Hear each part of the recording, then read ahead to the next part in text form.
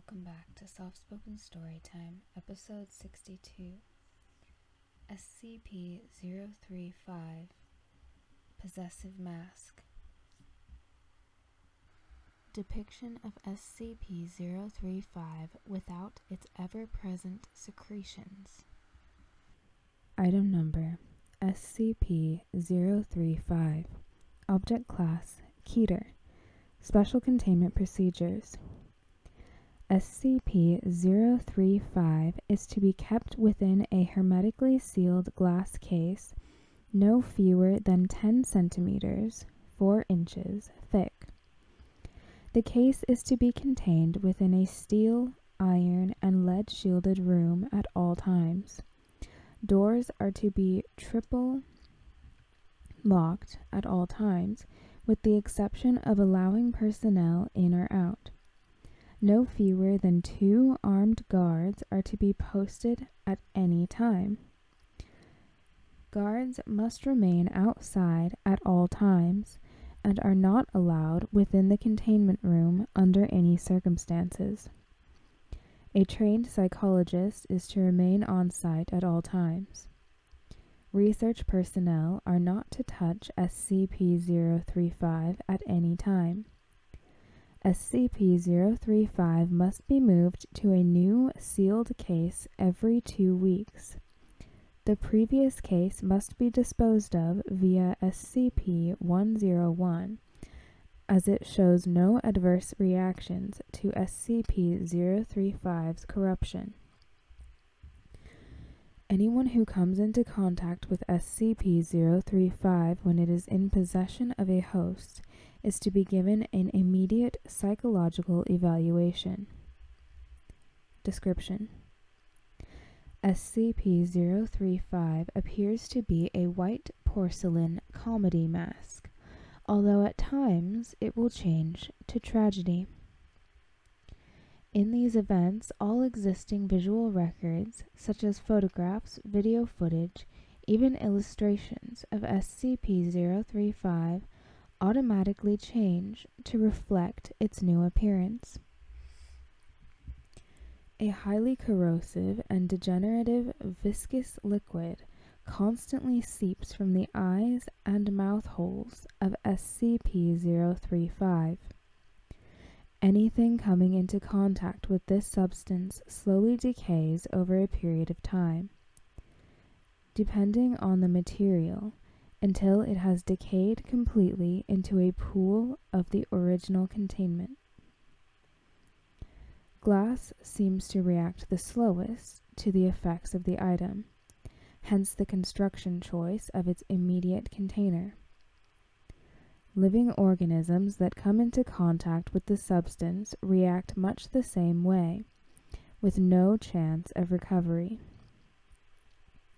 Origin of the liquid is unknown. Liquid is only visible from the front and does not emerge or is even visible from the other side.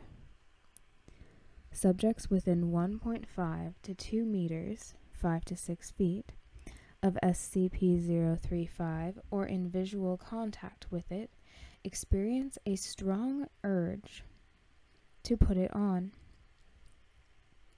When SCP-035 is placed on the face of an individual, an alternate brainwave pattern from SCP-035 overlaps that of the original host, effectively snuffing it out and causing brain death to the subject.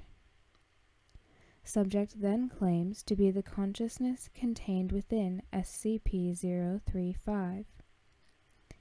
The bodies are possessed subjects decay at a highly accelerated rate, eventually becoming little more than mummified corpses. Nevertheless, SCP-035 has demonstrated the ability to remain in cognitive control of a body experiencing severe structural damage, even if the subject's body literally decays to the point where motion is not mechanically possible. No effect is found to be had when placed on the face of an animal. Conversations with SCP-035 have proven to be informative. Researchers have learned various details about other SCP objects and history in general, as SCP-035 claims to have been at many momentous events. SCP-035 displays a highly intelligent and charismatic personality, being both amiable and flattering to all those who speak with it. SCP-035 has scored in the 99th percentile on all intelligence and aptitude tests administered to it, and appears to have a photographic memory. However, psychological analysis has discovered SCP-035 to possess a highly manipulative nature, capable of forcing sudden and profound changes to interviewers' psychological state. SCP-035 has proven to be highly sadistic, prompting some to commit suicide, and transforming others into near mindless servants with linguistic persuasion alone. SCP-035 has stated that it has intimate knowledge of the workings of the human mind and implied that it could change anyone's views if given enough time. Additional: SCP-035 was found in a sealed crypt in an abandoned house in Venice in 18-redacted. Addendum 035-01. SCP-035 has been found to be able to possess anything that has a humanoid shape, including mannequins, corpses, and statues. SCP-035 has been able to motivate all of them into movement, removing the need to expose live subjects to SCP-035. Still, anything it possesses inevitably decays into motionlessness. Addendum 035-02. SCP-035 has facilitated an escape attempt, convincing several of the research staff to aid it in its bid for freedom. Insurrection failed. All staff have been in contact with SCP-035 have been terminated, and mandatory psychiatric evaluations have been implemented for all personnel coming in contact with SCP-035. Addendum 035-03. It has been determined that SCP-035 is capable of telepathy, whether or not it possesses a host, even penetrating to the subconsciousness of others and using the knowledge it finds to its advantage. Extreme caution is advised when choosing subjects to converse with SCP-035. Addendum 035-04. SCP-035 has expressed an interest in other SCPs, most notably SCP-4715 and SCP-682. Dr. Redacted has expressed worry that should SCP-035 bond with either, their regenerative qualities would negate its corruption and give it a permanent host. Addendum 035-05. After several more escape attempts, and after reviewing SCP-035's incident record, High Command has ordered that it be permanently sealed within the facility and prohibited from being allowed any more hosts.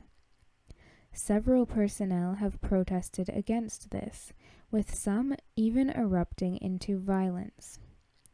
As a direct result, All personnel that have come into contact with SCP-035 have been terminated.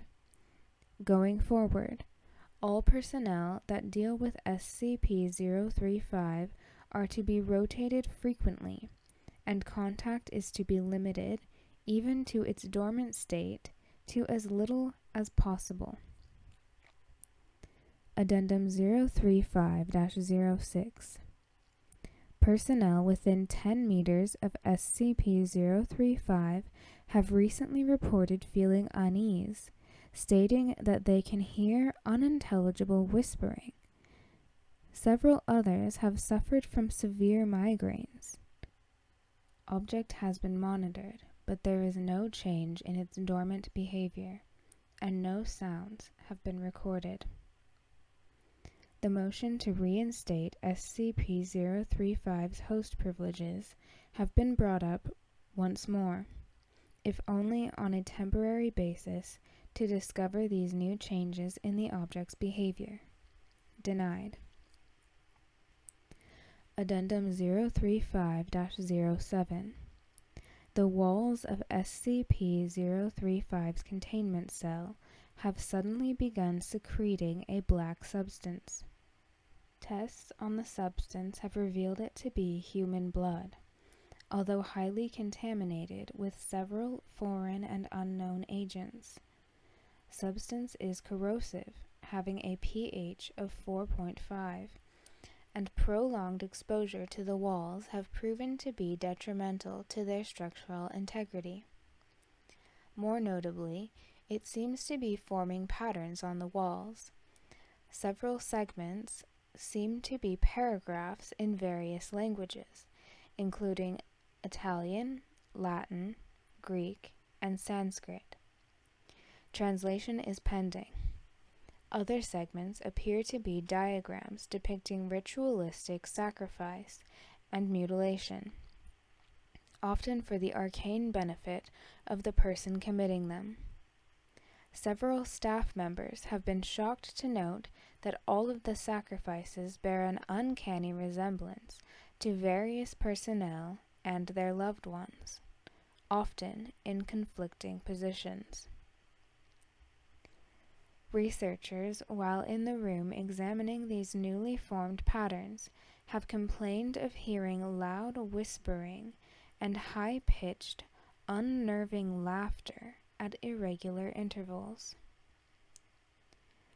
Personnel in the section working daily near and around SCP-035's containment unit have suffered catastrophic morale damage, with an all-time high in suicide rates in staff in that area. Whether or not they have ever had contact with SCP-035. The only change in SCP-035's dormant behavior is regarding its contained glass case. Degradation of the case has increased to a high degree, enough so that the glass will occasionally shatter, causing a wide dispersal of SCP-035's contaminant. This occurs quite often at the most inopportune times. So far resulting in 6 casualties and 3 fatalities of both research and cleanup staff.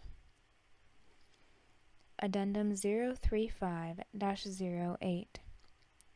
In light of the mass suicide/homicide of the members of the research team tasked with translating the passages garnered from SCP-035's containment cell, the morale damage in the area, and general loss of staff dealing with SCP-035 to either death or insanity, it has been decided to coat the inner and outer walls of its containment cell with SCP-148, which has proved well in the containment of SCP-132. See Document 132-01. in order to hopefully block out the high levels of negativity being emitted by SCP-035. Addendum 035-09. The use of SCP-148 has worked well, causing morale and suicide rates to return to near pre-SCP-035 rates. However, the material appears to facilitate the negativity within the cell, causing a veritable greenhouse effect inside. Personnel inside the cell have stated that they feel a heavy sense of dread, fear, anger, and general depression, as well as hearing nearly constant, inaudible whispering upon immediate entry. A prolonged stay causes severe migraines, suicidal tendencies, heavy hemorrhaging of blood vessels around the eyes and inside the mouth and nose, general hostility to others, and for the whispering to increase to almost deafening volumes, intersected by a constant mocking laughter. Exposure of more than 3 hours inevitably results in the subject falling into a deep psychosis and attempting to harm either themselves or others. Most spoke in Latin or Greek, despite the fact that several did not previously know how to speak said languages beforehand. The presence of blood in both word and diagram formations has increased disproportionately, the walls becoming cluttered and the formations beginning to overlap each other. The substance has proven to be both difficult to clean and even more corrosive than was originally recorded, with a pH of roughly 2.4. General estimation gives the current walls a life of 2 months before they will need replacement. It is becoming gradually more and more difficult to contain SCP-035, and the debate to reinstate its host privileges has once again come up. Denied. Addendum 035-10. The walls, ceiling, and floor of SCP-035's containment cell have now been completely saturated in blood. All personnel entering and guarding the area must wear full hazmat protection suits. Constant cleaning efforts are being instated. Addendum 035-11. The magnitude, intensity, and recurrence of the phenomena that occur within 035's containment cell have increased to an alarming degree. The cell door has been known to become locked of its own accord while personnel are inside, and unable to be opened for a period of time. Appendages form out of the larger puddles of blood and often attempt to grab or harm personnel near them. Blurry apparitions have started appearing to staff. Electronic devices no longer work inside the cell, and the light cannot be turned on, though there is no physical reason why it does not work, forcing those entering to use non-electric based light sources. Cleaning measures are having no discernible effect on the cell, and the walls are degrading at a very high rate, forcing them to be replaced within a week at best. Although the blood makes it nearly impossible to properly achieve this. SCP-035 may have to be moved to a new cell entirely, with the old one sealed off and disengaged from the rest of the facility. SCP-036, the Reincarnation Pilgrimage of the Yazidi, Kiris Guhorin. Item number SCP-036. Object Class Safe. Special Containment Procedures. Once every year, a mobile task force is dispatched from Containment Command O2 in Expunged to Site 22A to defend the runway and airport located there.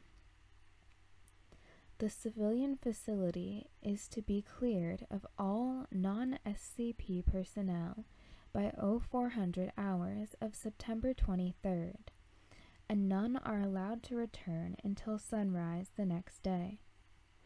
On October 1st, all civilians must be evacuated again before sunrise and will not be allowed onto Site 22A until the return of the pilgrimage flight. Pilgrims in transit from the arrival flight, awaiting departure on the pilgrim flight, may only be cross-examined by researchers with Level 3 security level clearance or higher. Description: SCP-036 includes the location Site 22A, a small airport in the Mosul region of northern Iraq, and Site 22B, the destination of passengers boarding at Site 22A. The key components of SCP-036 are the arrival flight, a passenger plane that varies in make and model from year to year, that arrives shortly before dawn on September 23rd. It appears on radar about 30 to 40 kilometers away from Site 22A. When it lands, pilgrims exit the plane and enter the terminal. No crew have ever left the plane. Observations have only revealed a masked pilot and co-pilot.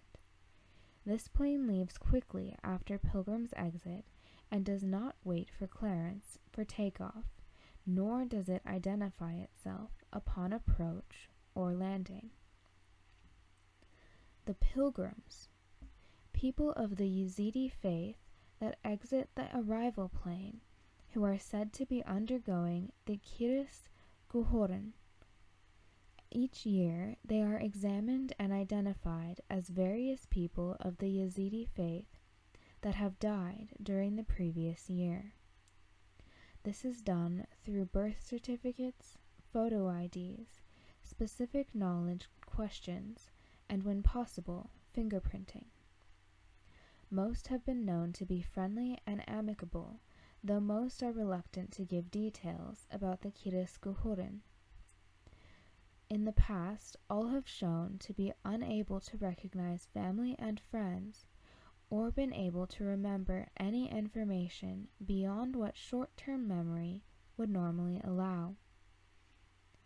In the late afternoon of September 23rd, most pilgrims begin to emphasize how important it is that their pilgrimage must begin. At that time, they file onto the pilgrimage flight plane and depart, never to be seen again. The pilgrimage flight, a passenger plane provided by SCP personnel for the transport of the pilgrims. It is manned by a crew of trained Yazidi holy men. The crew are typically never able to elaborate upon details of the pilgrimage or what the Kiris Guhoren actually is. SCP equipment on board function optimally, but recorded data will only slightly increase our understanding of the pilgrimage each year. Though the flight is gone for 7 days, the crew and recorded data are only able to account for a few hours. Days are missing from time recording equipment and cameras, though nothing abnormal is ever observed. The plane disappears from radar and visual contact is lost about 50 to 60 kilometers away from Site 22A until it returns about sunrise on October 1st. Site 22B. the destination of the pilgrimage plane. It is a small airport consisting of a runway and single building located at coordinates expunged. It has only been observed by pilgrimage crew and cameras on the plane. It does not appear on satellite images, and attempts to reach it on foot have failed, once with disastrous results. Cameras have trouble focusing on the area, as the heat from the ground usually causes a mirage-like visual effect on all objects more than a few dozen meters from the plane. A flyover with an SCP reconnaissance plane several weeks before the pilgrimage revealed undeveloped land and what looked like an ancient stone statue. In the 1990s, SCP Mobile Task Force Sigma-4 attempted to reach Site-22B during the time of the pilgrimage. Upon the approach, communication was lost, and the task force was never heard from again. No other exploration attempts are advised during the 7-day pilgrimage. Yazidi holy men shortly before the pilgrimage. Originally, the Kurdish-speaking Yazidi people around Mosul secretly performed the pilgrimage themselves. Pilgrims from the east were escorted by masked armed guards on camelback into the care of Yazidi holy men. It has been explained that the holy men would then take the pilgrims west to their land of the dead, where the pilgrims would wait to be reborn, back into the Yazidi people. The Kiris Guhorin, literally Kurdish for changing garments, is used to describe the belief of reincarnation that lesser souls of the Yazidi undergo. While this actual pilgrimage was done in secret, a symbolic pilgrimage and Kiris Guhorin are performed every year at this time by other Yazidi. During the 1960s, land acquisition by Kurds and Muslims, attacks by Turks, and punitive laws by the Islamic Iraqi government restricted the movements and customs of the Yazidi.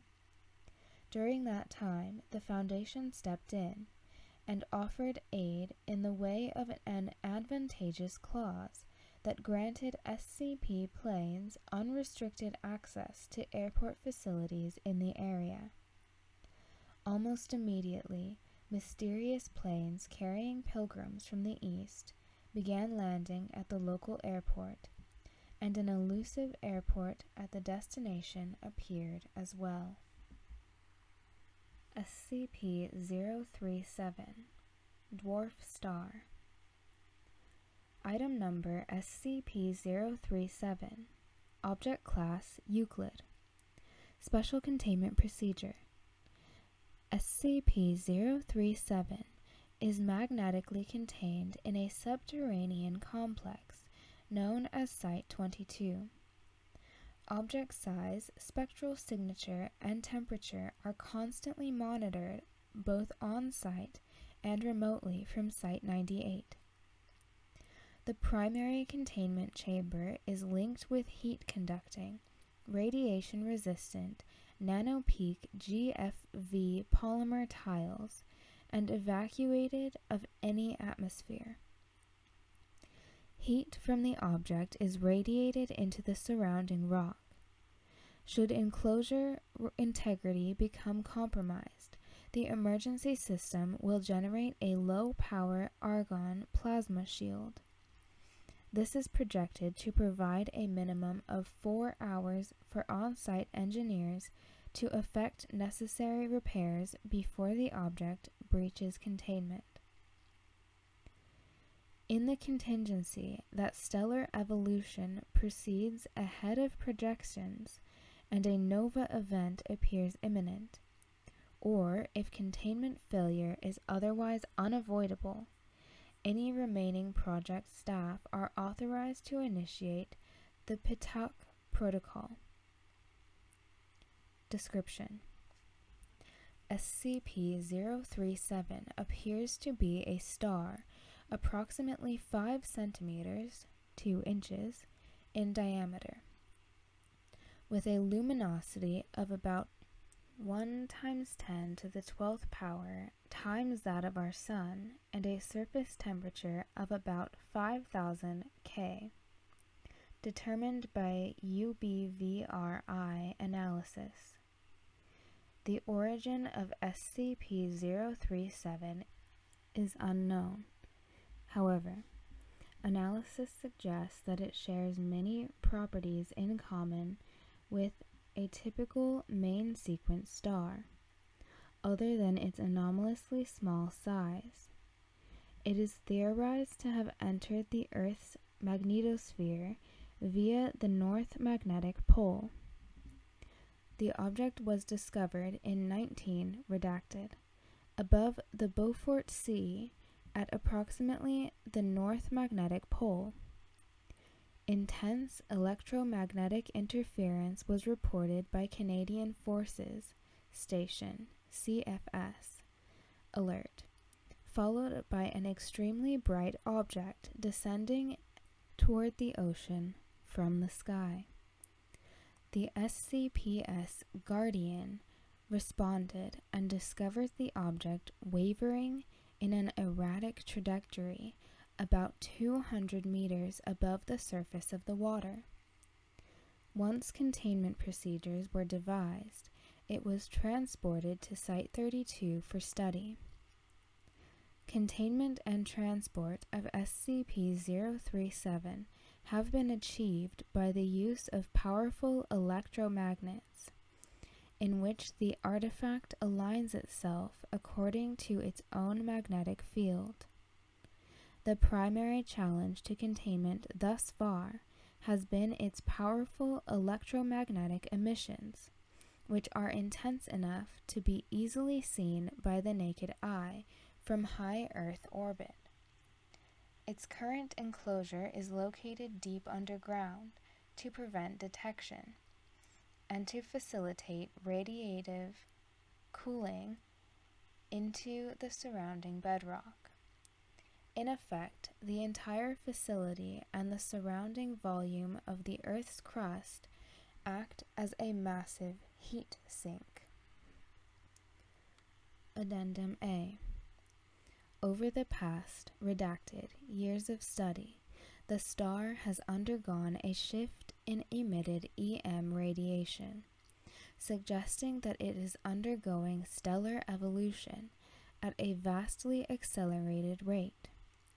If standard stellar models hold up, this will soon result in an increase in radius by a factor of 100 to 300 times, and a concomitant increase in radiated energy.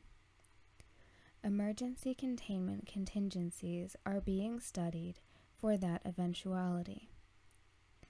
Further progression of the star's life cycle will likely terminate in a stellar nova, which is estimated to have a yield of redacted.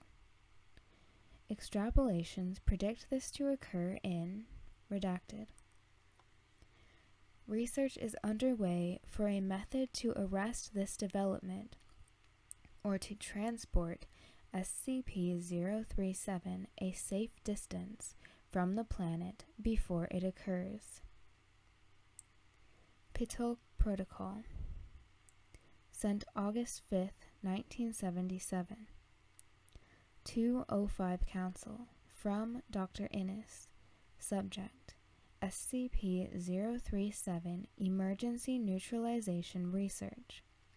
Body: Sirs and Madams, the agents embedded with the U.S. DoD have managed to alter the project requirement for the NASA Orbiter program.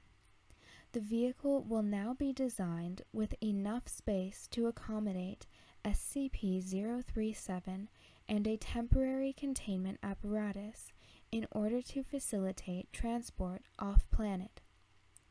However, I continue to have reservations. Modern rocket technology simply is not reliable enough for the needs of the project. A single mistake could lead to launch failure and subsequent loss of containment, possibly catastrophically.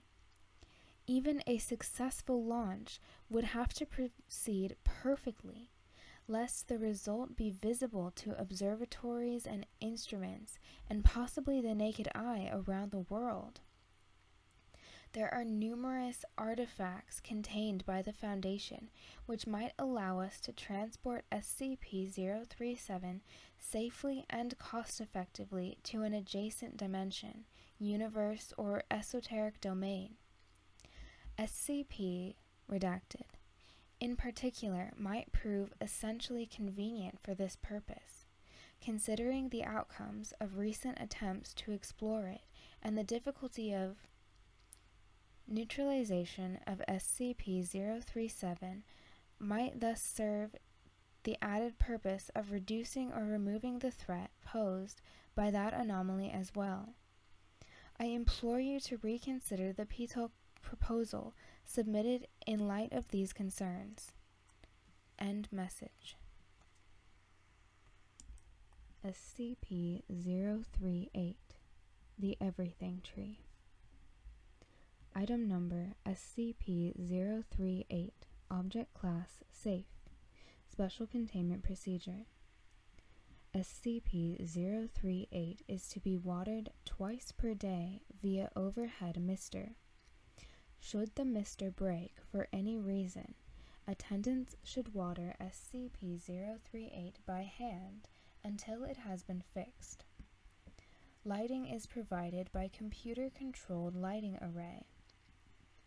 Attendants watering SCP-038 by hand and maintenance personnel fixing mister or lighting should wear hazmat suits to prevent accidental cloning.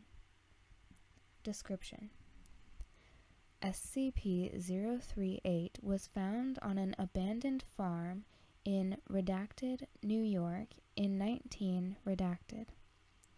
It was at first thought to be a common apple tree. However, upon closer inspection, it became apparent that SCP-038 was growing things other than apples and, in fact, other than fruit.